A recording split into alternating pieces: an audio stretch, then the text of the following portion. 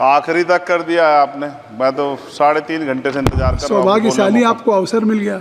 आपकी स्पीच तक सदन की कार्रवाई बढ़ाई जाती है। आपकी स्पीच तक सदन की कार्रवाई चलेगी। गांव में प्रतिभा कमी नहीं है, इनको कुचला ना जाए, क्योंकि पक्षपात होता है सर। इस पक्षपात को खत्म किया जाए। कब तक एकलव्य का अंगूठा जो है सर कटता रहेगा? Shri Chandrashekhar 2 minute 2 minute.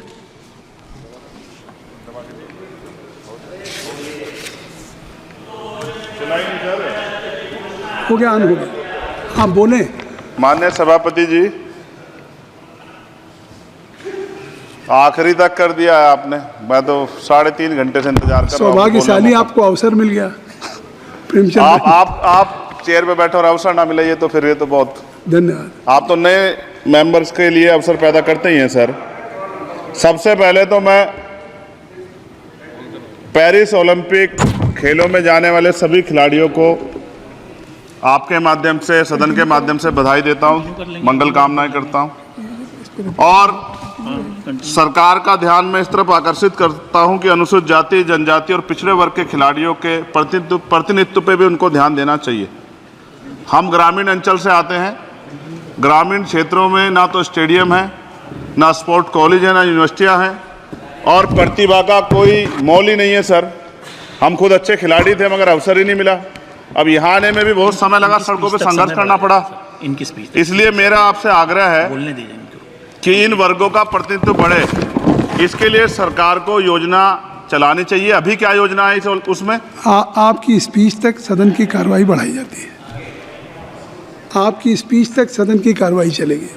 6 बज रहा है।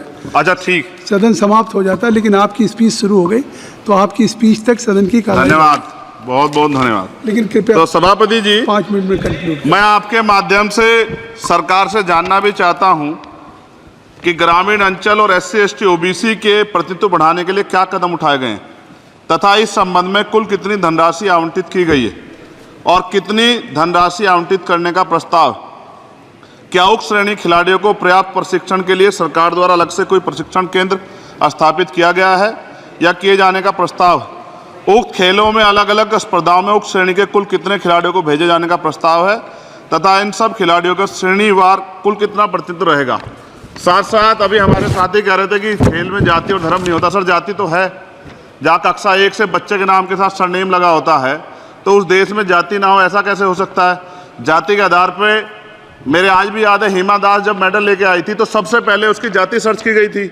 और वंदना कटारिया एक ऐसी बच्ची है हमारे उस हॉकी प्लेयर, इतना अच्छा प्रदर्शन किया, फिर भी उसके घर के बाद जो है सर उसको बेइज्जत करने का प्रयास किया गया।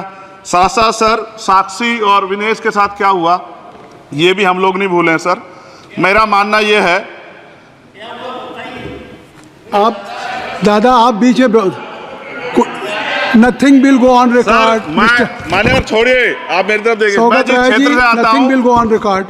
मैं नगीना सहारनपुर सर, मैं उधर जहाँ से मैं आता हूँ सर उस क्षेत्र में मैं गांव में जाता हूँ। बहुत प्रतिभाएं सर, लेकिन अवसर नहीं है। मेरा आपसे आग्रह है, आपके माध्यम सरकार से आग्रह है कि वो देखे गांव में प्रतिभा कमी नहीं है, इनको कुचला ना जाए, क्योंकि पक्षपात होता है सर। इस पक्षपात को खत्म किया जाए। कब तक एकलव्य का अंगूठा जो है सर कटता रहेगा? अब तो हमें अवसर मिलने चाहिए, यही मैं आपसे कहना चाहता हूं मान्यवर।